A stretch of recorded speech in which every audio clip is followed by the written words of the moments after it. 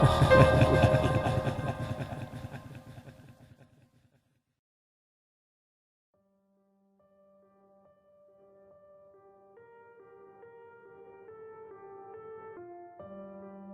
neighbor is one of those annoying wannabe YouTube personalities.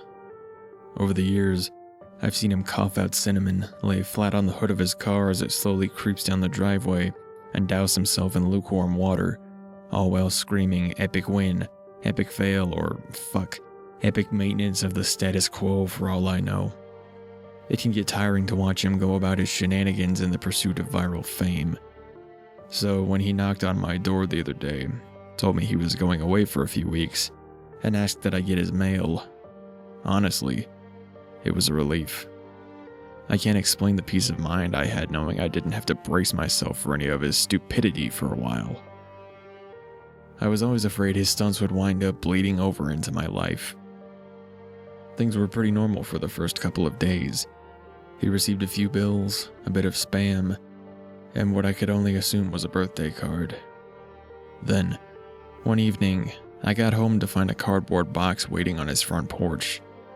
In big red letters was written, "Return to sender." I'm no small fry, but I admit I had trouble lifting the box on my own. It was really freaking heavy. Lugging it across the road to my house was even harder, and I quickly realized there was no way I was going to drag it up the stairs and through my front door. I decided I'd leave his package in my garage. It wasn't like I kept my car in there. The garage door was a piece of shit that refused to open without a good thug and a whack. It was less trouble just leaving the car in the driveway than it was to fight with the garage door every morning and night. In hindsight, I should have set the package down while I struggled to open the tricky door. But you know how it is when you've got a good grip on something. No point in setting it down if you don't have to. It was as I kicked the door for a third time that I lost my grip on the package, and it fell to the ground, and I heard a light crack inside.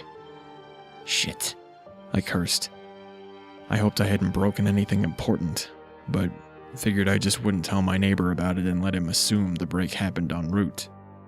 Hands free, I finally managed to get the garage door unstuck, and boy did it screech in protest as it rolled up and over me. I dragged the box the rest of the way, setting it in the corner for whenever my neighbor would come back to claim it. And then I forgot all about it. Until a few days passed, that is. I'm not sure exactly how long it took for the smell to waft in from the crack under the garage to house door, but it came in slow progression. It was the sickly sweet odor similar to a skunk, and for the first few days after I smelled it, I genuinely assumed that's what it was. Roadkill that had left its mark on my house. It was only when I realized the scent was growing more intense instead of fading that I went looking for a source. That's when I opened my garage door, and that's when the odor knocked me back, holding my nose. The culprit wasn't hard to identify. The only change in my garage was the box in the corner. I remember thinking it must have been one of those meat of the month subscription boxes. The meat must have gone rancid from being left out of the fridge for so long. How much meat could have been in there for the box to have been so large and heavy? An entire freaking cow? I covered my nose as I approached the box, a pair of scissors in my hands. I probably wouldn't have needed them to open it, as it had become soggy enough at the bottom to poke through with a finger, but I wasn't about to poke my finger into spoiled meat juices. That soggy bottom was the reason I had to open the box in the first place. If I tried to drag it out whole, everything would spill out onto the floor. I was going to have to dump the pieces of meat one garbage bag at a time and take them down to the dumpster, a process I wasn't looking forward to. My scissors tore through the tape along the top of the cardboard box. I thought the smell couldn't get any worse, but as I flipped the flaps open, I discovered a whole new gamut of stink. It was like opening a burning oven, but instead of a heat wave, I was met with waves of piss, sweat, shit, and putrefaction. It was so bad that I staggered back and had to force down the puke begging to guzzle out of me. I don't think I could have handled that scent mingling with the horrors coming out of the box. I'm not ashamed to admit I ran out the door for a breath of fresh air. But in the short time I'd spent in the garage, the smell had become so ingrained in the fabric of my clothes that it clung to me like a shadow. Nothing I tried could keep the smell out of my nostrils. Not air fresheners, not a face mask, not 3 showers and a change of clothes. Every second that box lay open in my garage was another second the smell was allowed a foothold into my home. I had to bite the bullet. I returned to the garage, the flaps of the box still open as though inviting me to look. I was prepared. A clothespin pinning my nostrils shut, a garbage bag in one hand, the strongest cleaner I could find in the other, and long rubber gloves to keep my skin from having to touch what was inside.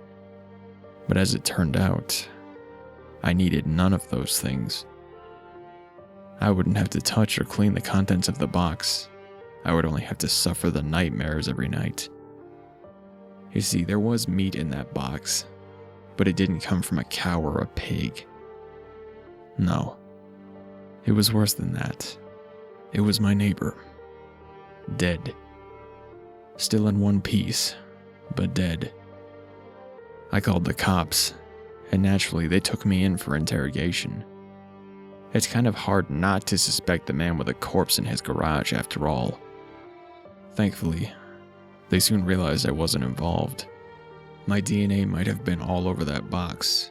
The smell might have left a mark throughout my house, but there was one piece of irrefutable evidence in my neighbor's own hands that proved my innocence. A vlogging camera. They showed me the footage only once. I'm not sure if they were allowed to, or if they felt so bad for me they figured it couldn't hurt. Either way, I saw it. My neighbor was sitting in the box outside of a shipping facility, laughing as he told the world how he was going to mail himself across state lines. He'd brought pee bottles, food, a pillow, and a few flashlights. His friend, a guy I'd seen at his place several times to help with his stunts, closed the lid and presumably dropped him off for shipment. Throughout the next couple of hours, or days, I'm honestly not sure, my neighbor recorded a few short clips about his progress.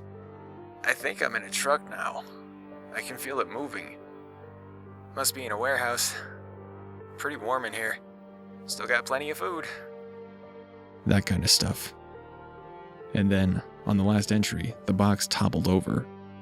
He broke his neck, and that was it. The camera recorded until either the memory card got too full, or the battery died. There's one thing I didn't tell the police after they showed me the video. One thing I heard in the footage that will haunt me to the day I die. Just after the tumble that broke his neck, I heard the familiar screeching sound of my garage door